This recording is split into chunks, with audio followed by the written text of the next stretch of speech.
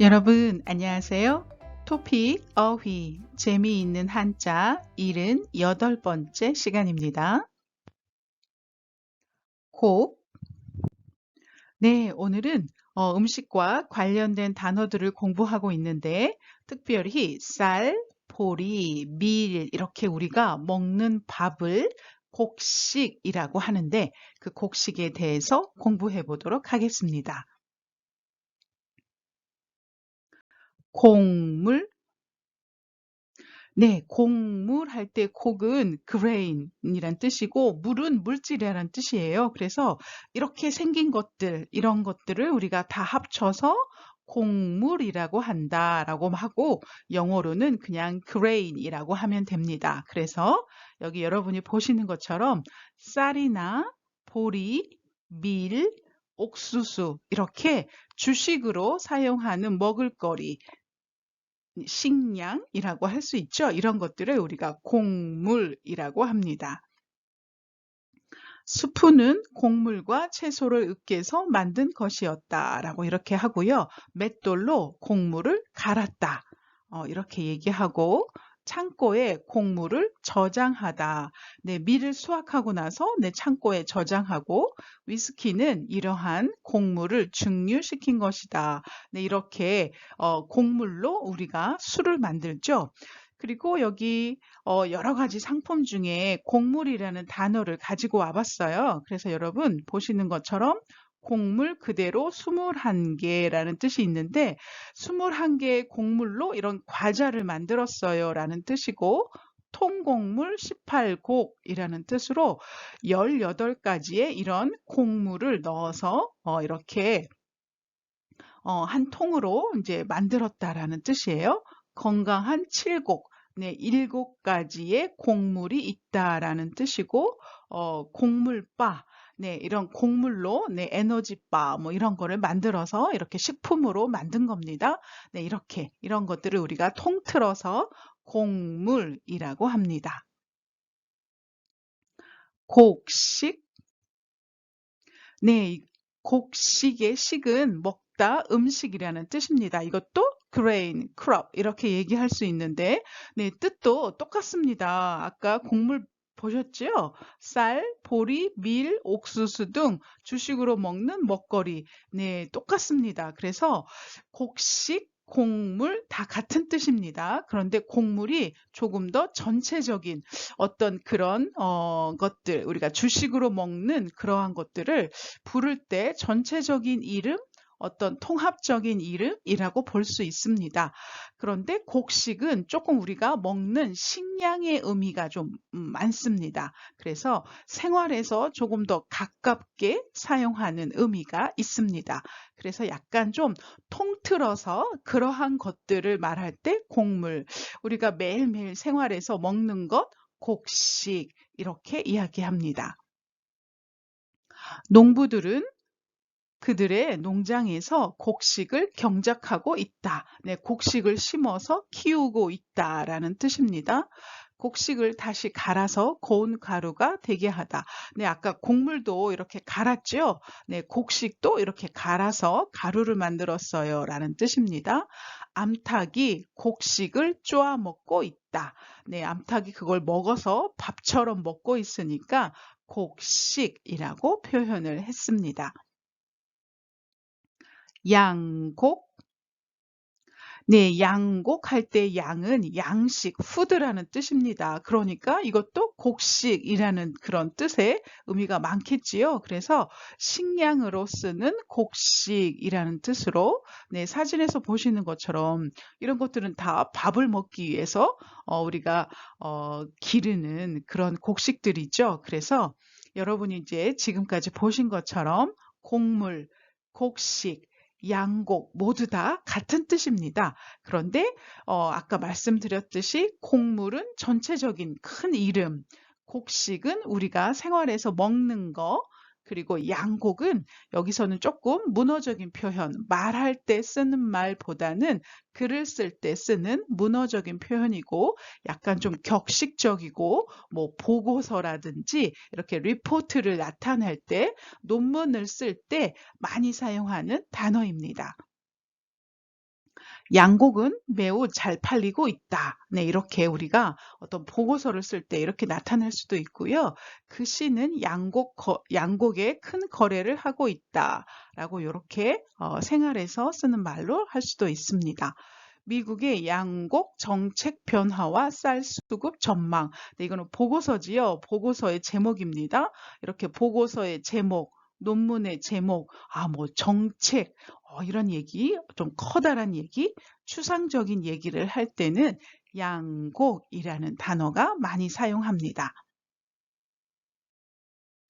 곡창, 곡창할 때 창은 창고라고 할 수 있습니다. 네, 이렇게 곡식, 곡물을 많이 재배해서 네, 그걸 어디 창고에다가 넣어두겠죠. 그래서 첫 번째는 곡식을 보관하는 창고입니다. 네, 이런 것을 곡창이라고 하는데 두 번째, 네, 곡식이 많이 생산되는 그러한 지역, 그러한 지방을 곡창지대하고 두 번째 뜻으로도 더 많이 쓰입니다. 그래서 곡창, 이 단어는 네, 쌀이 많이 나는 지역, 네, 밀이 많이 나는 지역, 네, 그런 것을 이렇게 비유적으로 피규러티브하게 표현할 때 많이 사용하는 단어입니다. 그래서 이번에 네, 유크레인이라고 하죠. 유크레인에 전쟁이 났어요. 그래서 사람들이 많이 걱정하죠. 왜냐하면 우크라이나는 유럽의 곡창지대이다. 네, 우크라이나가 전 세계에서 밀을 생산하는 아주 가장 큰 지역이다라고 해서 우크라이나가 밀가루를 많이 수출하거든요. 그래서 우크라이나는 유럽의 곡창지대이다라고 이렇게 표현을 합니다. 미국은 세계의 곡창지대로서 쌀, 옥수수, 그리고 다른 식량들도 많이 재배한다. 네, 미국에서 많이 이렇게 쌀, 옥수수, 밀, 뭐 여러 가지 우리가 밥으로 먹을 수 있는 것들을 많이 재배하기 때문에 세계의 곡창지대다라고 이렇게 표현을 합니다. 네, 이것도 굉장히 중요한 표현이고 많이 나오는 표현입니다. 오곡 네, 오곡 할 때 오는 네, 5가지라는 뜻입니다. 그래서 5가지의 중요한 곡식이라는 뜻이고요. 첫 번째 뜻은 진짜로 5가지라는 뜻이고, 그래서 밑에서 보시는 것처럼 쌀, 보리, 조, 콩, 기장. 네, 조와 기장은 그냥 영어로 밀릿이 똑같네요. 네, 이렇게 5개의 아주 중요한 곡식을 오곡이라고 얘기도 하고, 네, 두 번째, 모든 종류의 곡식. 이렇게 5개 말고 더 많은 거, 모든 곡식을 그냥 이렇게 상징적으로 오곡이라고 표현하기도 합니다. 그래서 오곡을 익게 하는 햇볕, 가을에 햇볕이 따뜻하면서 곡식들이 익지요. 그래서 그때 곡식들이 익어요라는 말을 그냥 오곡으로 표현을 한 겁니다. 가을은 오곡백과가 무르익는 계절이다. 오곡, 5가지의 곡식, 100가지의 과일. 그래서 여기서는 진짜로 5개의 곡식과 100개의 과일이라는 뜻이 아니라 모든 종류의 많은 곡식과 과일이라는 뜻입니다. 가을에는 이런 것들이 다 익으니까 풍성하겠지요. 그래서 이렇게 추상적으로 멋있게 표현을 하는 겁니다. 오곡백과 이것도 많이 사용하는 단어입니다. 5가지 곡물로 만든 오곡밥과 여러 가지 나물을 먹는다. 네, 여러분 한국의 대보름 아시지요? 대보름. 네, 음력으로 1월 1일. 네, 그 루너 캘린더로 New Year's Day, Chinese New Year's Day 이렇게 루너 캘린더라고 말하는데 음력으로 1월 15일을 대보름이라고 합니다. 이때 보름달이 뜨는데 진짜 아주 밝고 큰 보름달이 떠서 대보름이라고 합니다.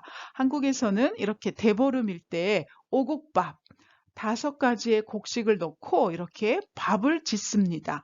그리고 여러 가지 나물도 먹습니다. 이게 한국의 풍습인데, 네, 이때 먹는 것이 오곡밥입니다. 잡곡, 네, 잡곡할 때 잡은 그냥 여러 가지 이세트라 뭐 여러 가지 기타 등등이란 뜻도 있고 이렇게 섞다라는 뜻도 있습니다. 그래서 잡곡은 쌀 이외의 모든 곡식, 쌀은 한국에서 주식이에요. 가장 중요한 곡식이에요. 쌀을 빼고 나머지 것들, 뭐 옥수수, 콩, 조, 보리 여러 가지 것들을 우리가 잡곡이라고 합니다. 그래서 한국에서는 네, 쌀밥을 먹지 말고 잡곡밥을 드세요라고 말합니다. 왜냐하면 영양가가 더 많으니까요. 그래서 잡곡빵, 네, 여러 가지 이렇게 다른 곡식으로 만든 빵을 만들면 더 몸에 좋습니다라고 표현합니다. 그 땅은 잡곡과 쌀 그리고 다른 곡식을 기르기에 완벽했다라고 이렇게 표현합니다. 쌀밥보다 잡곡밥을 먹는 것이 건강에 좋다. 네, 여러분 여기 사진에 보시면 쌀밥은 흰색이에요. 쌀밥은 흰색 밥인데 이렇게 흰색 쌀로만 밥을 짓는 것보다는 이렇게 여러 가지 잡곡, 여러 가지 곡식을 섞어서 밥을 지으면 더 건강에 좋다라는 말입니다. 그래서 한국에서는 요즘에 잡곡밥을 먹는 것이 유행입니다. 자, 여러분, 오늘 단어가 조금 어려우셨죠? 네, 이런 것도 식생활에서 한국에서는 많이 사용하는 단어이기 때문에 여러분이 이렇게 같이 오늘 곡에 대해서 배웠는데 곡과 관련된 단어들을 잘 같이 알아두시면 좋을 것 같습니다. 자, 선생님은 또 다음 시간에 다른 재미있는 단어로 만나도록 하겠습니다. 감사합니다.